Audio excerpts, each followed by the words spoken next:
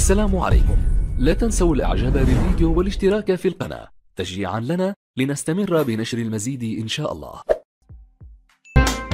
بونو يضحي بحلم حياته لسبب بطولي، اعتراف خطير سيجعله معشوق المغاربة الأول. كل ما قدمه الحارس العظيم ياسين بونو للمنتخب المغربي في كفة، وما اعترف به منذ ساعات في كفة أخرى، أسطورة حراسة مرمى أسود الأطلس خرج بتصريح ناري لم يكن متوقعا. اعترف فيه بالتفريط في حلم حياته، بل وحلم حياة مئات الآلاف من لاعبي كرة القدم،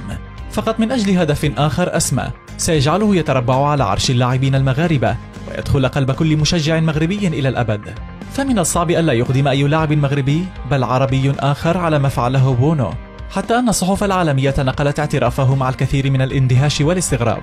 لأنهم غير معتادين على مثل هذا الأمر من لاعبي المنتخبات الإفريقية. ولكن ياسين بونو لا يريد التنازل أبدا عن كونه بطلا شعبيا في المغرب، فبعد كأس العالم الأخير وتألقه في قيادة المنتخب المغربي إلى المربع الذهبي، وتصديه لركلات الترجيح ببراعة ضد المنتخب الإسباني، وتألقه أمام أعتى اللاعبين وأبرزهم كريستيانو رونالدو وكيليان مبابي، شعر بونو بأهمية ما فعله وبالمكانة الكبرى التي حظي بها في وطنه، ولم يكن ينوي التضحية بها حتى لو كلف ذلك التخلي عن حلمه الأكبر في مسيرته، والفرصة التي انتظر لسنوات طويلة من أجل أن يحصل عليها، وحين وصلته قرر ألا يستغلها لسبب سيجعله بطلا لكل من سمع اعترافه، بل أن المغاربة أنفسهم لم يصدقوا أنه ضحى لأجلهم بكل شيء. فمن هذا اللاعب الذي يرفض فرصة حراسة مرمى نادي ريال مدريد لأي سبب كان؟ من هو المجنون الذي يطرق أكبر فريق في العالم بابه ويصده أمامه؟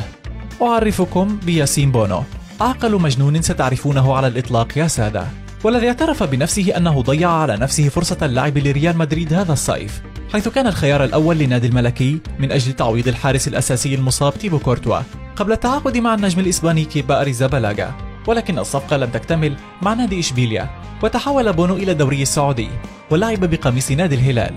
لأن ريال مدريد كان يريده أن يتخلى عن فرصة المشاركة في بطولة كأس الأمم الإفريقية بصحبة المنتخب المغربي في شهر يناير المقبل، ولم يكن لدى فلورنتينو بيريز وإدارته نية للتفريط في حارس مرماهم الأساسي في منتصف الموسم. ولكن حين وضع بونو في خيار بين تمثيل الأسود وتحقيق حلم اللعب لريال مدريد،